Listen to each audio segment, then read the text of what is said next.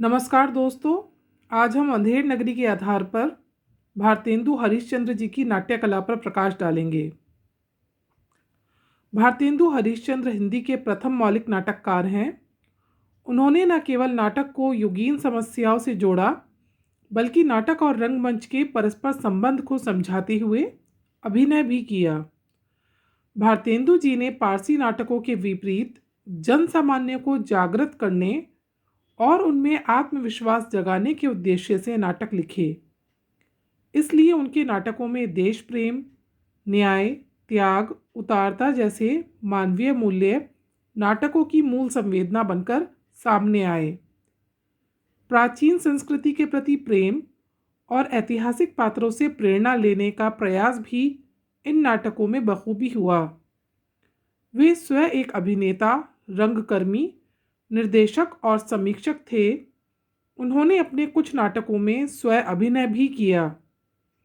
हिंदी नाटककारों के लिए कौन सी पद्धति सही है, इस पर भी उन्होंने विचार किया। भारतेंदु का दौर नवजागरण का दौर था, इसलिए देश व समाज में व्याप्त कुरीतियों के विरुद्ध नाटकों के द्वारा लोगों में जागृति पैदा करना उन्हें ज़रूरी लगता था। वे भारत की तत्कालीन परिस्थितियों के प्रति लोगों को जागरूक करना चाहते थे। अंधेर नगरी नाटक की गणना भी इस श्रेणी के नाटकों में की जा सकती है। भारतेंदु के लेखन की एक मुख्य विशेषता ये है कि वह अक्सर व्यंग्य का प्रयोग यथार्थ को तीखा बनाने में करते हैं। बड़ी से बड़ी समस्या को हास्य और तीखे व्यंग्य में कहकर वह नाटक की मंचीय प्रकृति को उजागर करते हैं। नाटक के चमत्कार व उसके प्रभाव को वे जानते हैं।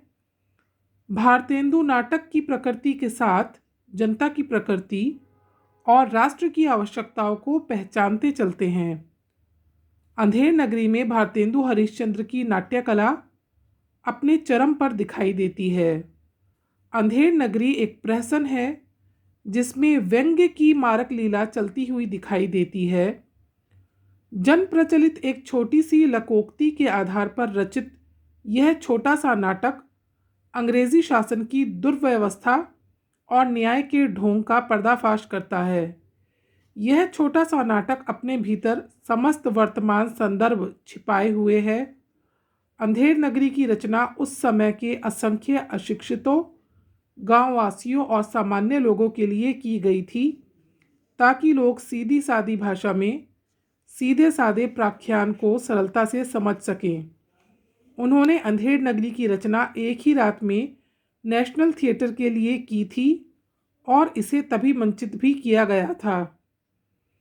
उनका मानना था कि नाटक का रंगमंच से सीधा संबंध है।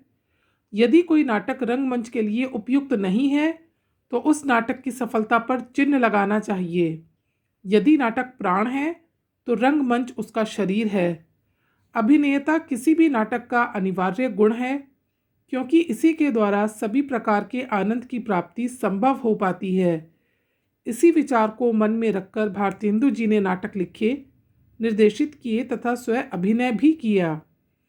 अंधेर नगरी अभिनेता की दृष्टि से अत्यंत सफल रचना है, जिसे नौटंकी के रूप में प्रस्तुत किया जा सकता है।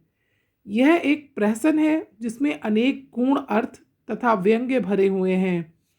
यह मात्र सस्ता मनोरंजन का साधन नहीं है, बल्कि इसके माध्यम से अनेक राजनीतिक, सामाजिक, आर्थिक और धार्मिक समस्याओं को समाज के सामने प्रस्तुत किया गया है, ताकि तत्कालीन जनता उन समस्याओं को जान सके और उन पर विचार विमर्श कर सके।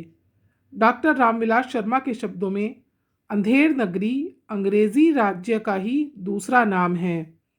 इस तरह भारतेंदु जी ने नाटकों को जनता के मनोरंजन करने के साथ साथ उनको शिक्षित करने का माध्यम भी बनाया। भारतेंदु जी ने अपने युग के लोगों की शिक्षा, मनोवृत्तियों और रुचियों को ध्यान में रखकर इस नाटक का कथानक बेहद सरल और लघु आकार का निश्चित किया था।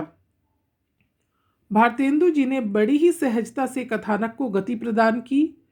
इस कथानक में गति है, सरलता है और संक्षिप्तता है, जो किसी सफल नाटक के लिए बेहद ज़रूरी होती है। अंधेर नगरी में तत्कालीन राजा, जो अंग्रेजी शासन का प्रतीक है, को नायक के रूप में प्रस्तुत किया गया है।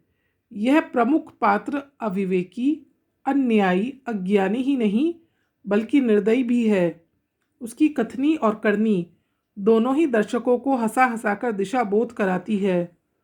अंधेर नगरी में राज व्यवस्था की स्वार्थपरकता, भ्रष्टाचार, विवेकहीनता एवं मनुष्य की लोभ वृत्ति पर तीखा कटाक्ष है, जो आज भी प्रासंगिक है।